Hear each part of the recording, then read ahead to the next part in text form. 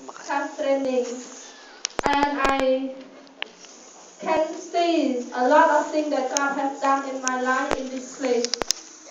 And especially, I want to tell you about the thing in me and with this place.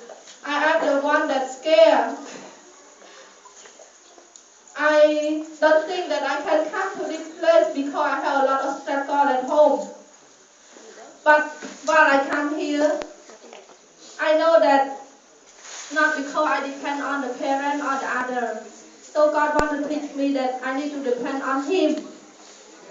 So the way that we walk, we need to depend on God, not depend on the other. And I want to thank my God for this wonderful place. It made me more stronger than before.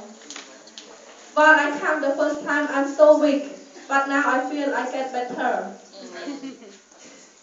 And I want to interact back 11. The way that we walk with God is not always easy.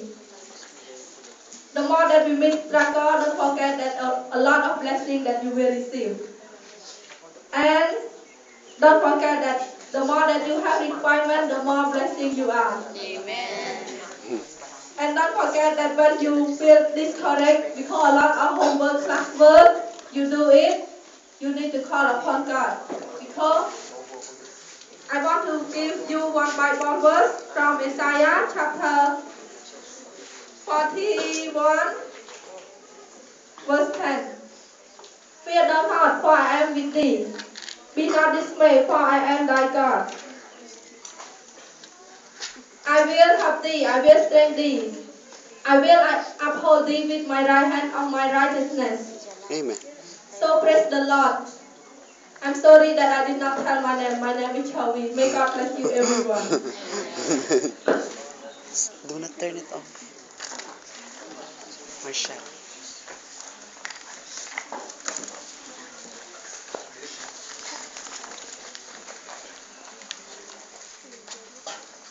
Ilan na yan? 3, 4. Morning, Sabat. Before I start my testimony, I have to invite you for an prayer. Our Father God in heaven, Lord, allow me to testify your good works, how you changed my life in this place. Lord, thank you for everything giving to us and also to me. And I ask all these things, O Lord Jesus Christ. Amen. I have a story. This story is all about for a young man. This young man spent his life for almost 17 years for nonsense words in this world. Nonsense things. And I remember this young man before the darkness world. Actually, this young man converted for a 70 Adventist. And his mother and his parents he baptized in 2012. And this boy trained to go every Saturday to the church. But this boy only a 70 Adventist went every Saturday only. But in other day, he's not a 70 Adventist. And I remember this boy when he started to enter the school of high school. He spent his life for those things that not good in the sight of the Lord. And he entered for those like vices, playing internet, all these things. He also drink, Surprise. alcohol, cigarette, Surprise, alam ko. those things that bad to you. But I remember Presentation when nila, he tapos yung presentation. graduated in high school, TG, God tingnan tapos meron. touched his heart Tawag doon pan siya. and he have a confident na to be a professional someday. Ito, ano. He wants to be a Master Chief. He wants to be a businessman, but God not allow him. Also his dream na to be a seaman. He loved to be a seaman. But according to before he graduated for the fourth year high school, father said to him that you must get this average 87. But I'm all my father. I just do those man. That man failed.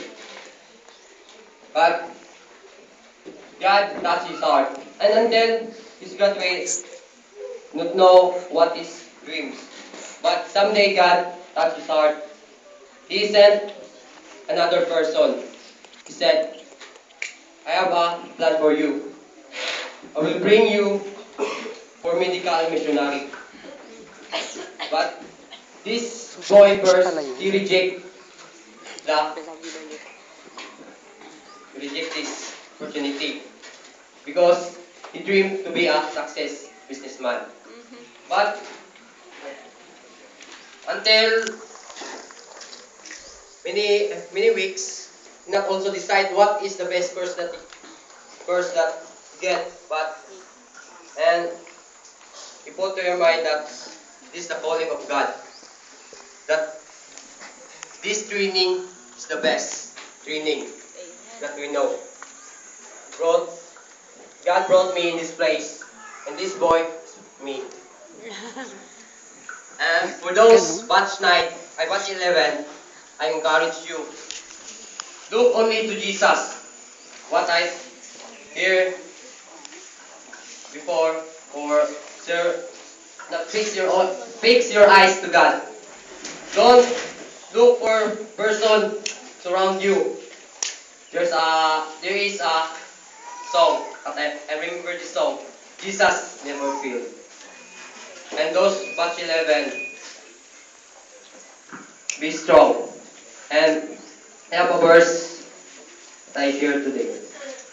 Found in 2 Corinthians 5 verse 17. Said that, therefore, if any man be in Christ is a new creature. All things are passed away. Behold, all things are become new. This is the short testimony.